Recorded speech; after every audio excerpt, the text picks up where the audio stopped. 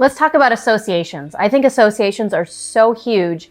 And if you're trying to become successful, if you have negative associations pulling you down or associations that are not serving you and growing you, that could really cost you a lot. You've heard the term maybe that they say you are the 5 people you associate with most. So if you take up the people that you talk to the most, hang out with the most, your buddies, the people you're communicating with on social media all the time, if you take them, add up their income, divide by 5, and that's your income, right? So how do you grow your associations? If we all know this is part of success, right? The 3 ways to get success, it's the books you read, the meetings you attend, and the people that you associate with most often will help determine your success 10 years from now. Then how do you grow your associations? Well, one is you look at that group of 5 and you say, well, who's dragging me down? Who's really negative? Who's not supportive? Who's discouraging me from achieving my dreams? And maybe you need to consciously cut that person out, or at least associate less often. Sometimes that person could be a family member of yours that you love and you don't want to cut them out. But you need to temporarily spend less time there until you've at least passed a threshold where you have a certain level of mental toughness. And then you need to upgrade your associations. And I'm not trying to sound stuck up or anything, but if you're the smartest person in the room, you need to change your associations. If you're the most successful person in the room, you're in the wrong room. And so you need to consciously figure out, okay, who do I want to develop a relationship with? Who do I want to hang out with more that's going to be a positive influence on me? And I know that I did this early on in my business. Again, I was living in a 600 square foot apartment. I was broke. I was hungry for change in my life.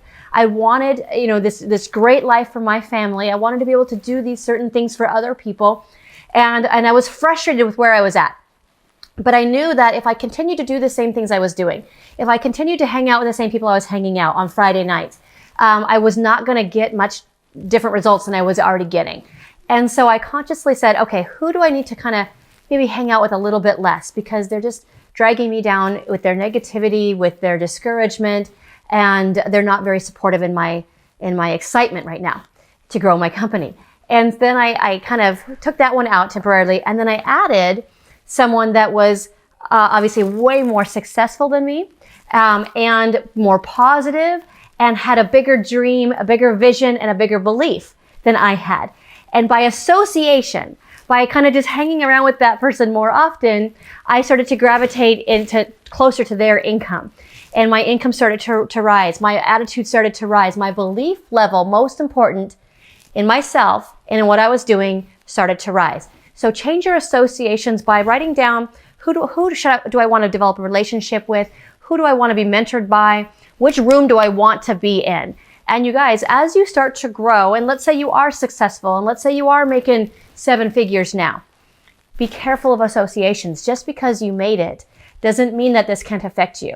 I've seen people that were doing very well financially, they were successful, but then they started to change their associations again, in a different way though. They started to have more money and go to certain parties and hang out with certain crowds, and then they started to do things that weren't good for their family. Like one of them, for example, started to use drugs, and he became addicted, and that destroyed his marriage, and he actually in turn destroyed his business. So, you always have to be vigilant of growing your associations, keeping positive people around you, people that are going to, again, be supportive of your vision, and also challenge you to think bigger and to do more and to be more and to bring out the best in you.